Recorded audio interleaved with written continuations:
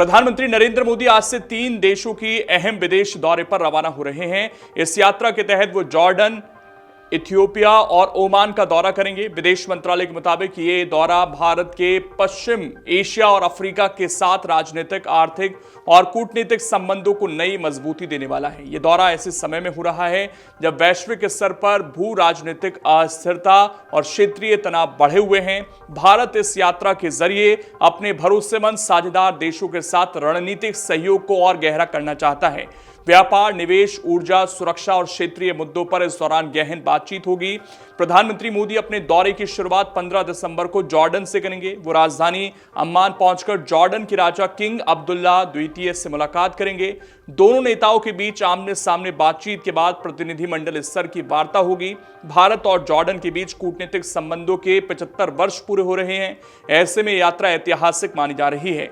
Jordan दौरे के दौरान प्रधानमंत्री मोदी भारत जॉर्डन व्यापार मंच को संबोधित करेंगे। इस कार्यक्रम में दोनों देशों के प्रमुख उद्योगपति और निवेशक शामिल होंगे। व्यापार, निवेश, स्टार्टअप, फार्मा और टेक्नोलॉजी जैसे क्षेत्रों में सहयोग बढ़ाने पर जोर रहेगा। इसके साथ ही प्रधानमंत्री नरेंद्र मोदी जॉर्डन में रहने वाले भारतीय समुदाय से भी संवाद करेंगे।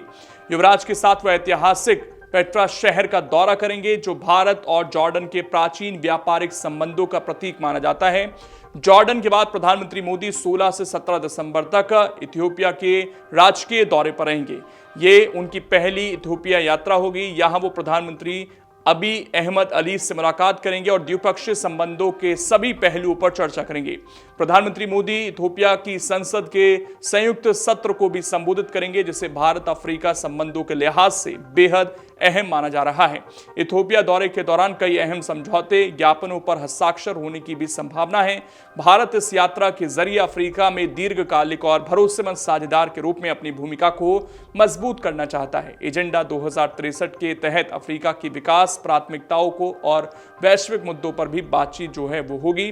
दौरे के अंतिम चरण में प्रधानमंत्री मोदी 17 से 18 दिसंबर तक ओमान जाएंगे। यह उनका दूसरा ओमान दौरा होगा। भारत और ओमान के कूटनीतिक संबंधों के 70 साल पूरे हो रहे हैं।